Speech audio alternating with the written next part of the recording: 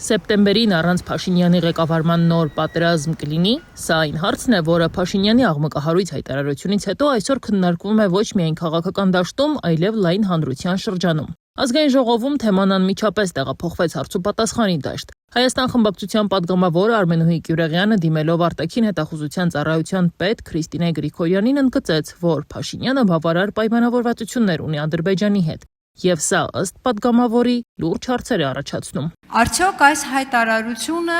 ձեր ծառայության օպերատիվ արտաքին հետախուզության ծառայության որոշակի տվյալների հիման վրա էր արված, թե դուք տեղյակ չէիք այդ հայտարարությունից եւ եթե ոչ, ապա արդյոք դուք փորձել եք հասկանալ ինչ հիմքով նման հայտարարություն արվեց եւ փորձել եք արդյոք օպերատիվ հետախուզական որոշակի տվյալներ ստանալ։ Ի պատասխան Հայաստանի արտաքին հետախուզության ծառայության պետը նշեց, որ իրենք որևէ տեղեկության չեն սպասում Հայաստանի անվտանգային ռիսկերի վերաբերյալ, որպեսզի սկսեն ճշտումներ անել։ Դա անում են 24/7 ռեժիմով։ Ազգային ժողովի փոխնախագահ Ռուբեն Ռուբինյանը որոշեց ինքը եւս նույն թեմայի շրջանակում հարց ուղղել ԱՀԾ պետին։ Եթե տեսականորեն Հայաստան դաշինքը կամ մեկ այլ ուժ, որը կիսում է Հայաստան դաշինքի առաջարկները, առայն, որ կրկնում եմ, Հայաստանը չպիտի սահմանափակվի իր 29743 կիլոմետր քառակուսիով կամ պիտի վերաբանակցի խաղաղության պայմանագիրը եւ այսպես շարունակ։ Եթե այսպիսի ուժը գա իշխանության եւ անի այն, ինչ խոստանում է, որ պիտի անի, այսինքն այս իմ նշածները ընդունի որպես Հայաստանի քաղաքականություն, արդյոք լայնամասշտաբ պատերազմի հավանականությունը կմեծանա, կփոքրանա, թե կմնա նույնը։ Շնորհակալություն։ Գրիգորյանը որպես եզրակացություն հաստատեց Ռուբինյանի վարկածը, որ ազգային ժողովի փոխնախագահի հայտարարություններն ամենապարզ տրամաբանության պայմաններում խոսում են խաղաղության ճարտարապետությունը քանդելու եւ կոնֆլիկտին վերադառնալու մասին։ Բայց դաշնակցական պատգամավորն արդեն ամբիոնի մոտ պատերազմ բերողների մասին մի քանի նկատառում արեց։ 3 պատերազմ բերած ուժը այսօր եկել եւ խոսում է խաղաղության մասին։ 3 պատերազմ բերած ուժը այսօր փորձում է համեմատվել մի քաղաքական ուժի հետ, որի ղեկավարի իշխանության օրոք երկրում պատերազմ չի եղել։ Դաշնակցական պատգամավոր Արթուր Խաչատրյանին էլ դուր չի գալիս ԿՊԱ-ականների նիստերից ուշանալը։ Արդեն 5 տարվա ընթացքում այդ խուշացումները քրոնիկական են, պարոն Ալեքսանյան։ Ձեր ֆրակցիայով փոխավակվեք, մի հատ ժամացույց առեք մարդուն։ Ձեզ ո՞նց կլինի։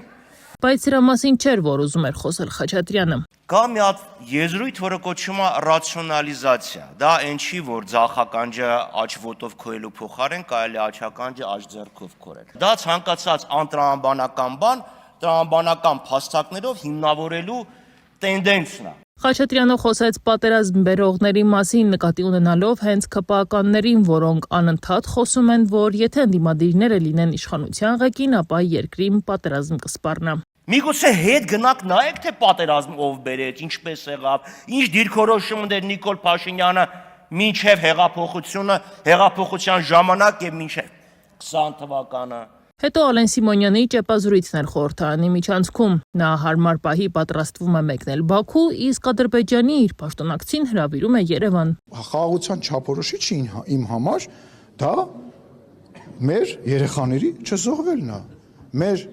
երկստեք իրար նկատմամբ քաղաքական ագրեսիվ հայտարարություն չանելն է։ Բայց լրագրողներին նաև հուզում էր մեկ այլ հարց՝ Ալիևը արցախցիներին սեպարատիստ է անվանել։ Ինչու լռեց Փաշինյանը։ Ձեր գնահատականները խոսակցության վերաբերյալ շատ մակերեսային են հարգելիս եւ ինչ վերաբերում է ասելիքներին, այդ ասելիքը այնքան ենք ասել, որ եկել ենք հասել ենք նրան, որ ունենք խաղաղության պայմանագիր։ Ասել ենք նրան, որ մեր հարաբերությունները հասել են, որ մենք առևտուր ենք անում։ Իդեպ հենց առևտրի մասին։ Հայաստան խմբակցության պատգամավոր Արթուր Խաչատրյանը գլխավոր դատախազ Աննա Վարդապետյանից բացատրություն խնդրեց Նիկոլ Փաշինյանի ազգային ժողովում արած հերթական հայտարարության վերաբերյալ, որով Փաշինյանը պնդում էր արել, թե իբր ադրբեջանական նավթամթերքի ներմուծումը վերջին գործոնն էր, որի արդյունքում ավարտվեց նավթամթերքի շուկայում մենաշնորհի կազմաքանդման օպերացիան։ Եվ երկրորդը